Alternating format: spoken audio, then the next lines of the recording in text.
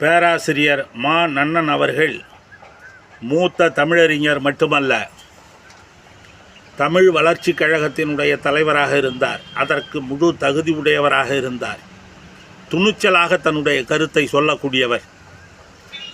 புரட்சித் தலைவர் எம்ஜிஆர், டாக்டர் கலைஞர், அறிஞர் அண்ணா, தந்தை பெரியார் போன்ற தலைவர்களோடு பழகியவர். அவர் தன்னுடைய வருமானத்திலிருந்து ஒரு தொகையை அறக்கட்டளையாக வைத்து நல்ல சமுதாய பிரச்சனைகளை கதையாக எழுதக்கூடியவர்களுக்கு, ஆங்கில சொற்களை சமஸ்கிருத சொற்களை கலக்காமல் கதை எழுதக்கூடியவர்களுக்கு முதல் பரிசு, இரண்டாம் பரிசு, மூன்றாம் பரிசு, ஆறுதல் பரிசு என்று பல்வேறு பரிசுகள் கொடுத்து வந்தார். அப்படி தேர்வு செய்யப்பட்ட கதைகளை ஒரு விழா எடுத்து அந்த விழாவில் பேராசிரியர் அன்பழகனையும் கலைஞரையும் வைத்து பரிசு கொடுக்க சொல்வார். ஒரு சிறப்பு பேச்சாளரை அழைத்து பேசச் சொல்வார். அது மட்டுமல்ல, அந்த கதைகள் குங்குமத்திலோ முரசொலியிலோ வைகோ நடத்திய சங்கொலி பத்திரிகையிலோ வெளிவரும் என்பதுதான் சிறப்பு செய்தி.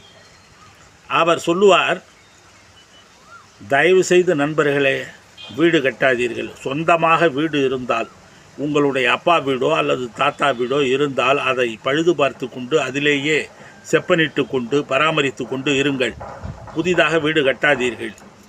நான் சென்னையில் ஏன் வீடு கட்டினேன் என்றால், நான் ஊரில் இருந்தால் கட்ட மாட்டேன். ஊரில் எங்களுக்கு பூர்வீக வீடு இருக்கிறது. இங்கே சென்னையில் எங்களுக்கு வீடு இல்லை, அதனால் கட்டினேன் என்று சொல்லுவார்.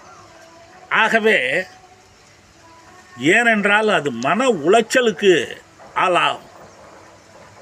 தேவையில்லாத கால விரயம், 1 ஆண்டு 2 ஆண்டு மனித வாழ்க்கையில் வீணாகும். நம்முடைய காலம் வீணாகும், நேரம் வீணாகும். அது மட்டுமல்ல, இந்த ஊழியர்களால் மன உளைச்சல் ஏற்படும் என்று சொன்னார். இதுதான் கவனிக்க வேண்டிய விஷயம். ஒரு சிறப்பு பேச்சாளரை அழைத்து வந்தார், வழக்கறிஞர் ராமலிங்கம்.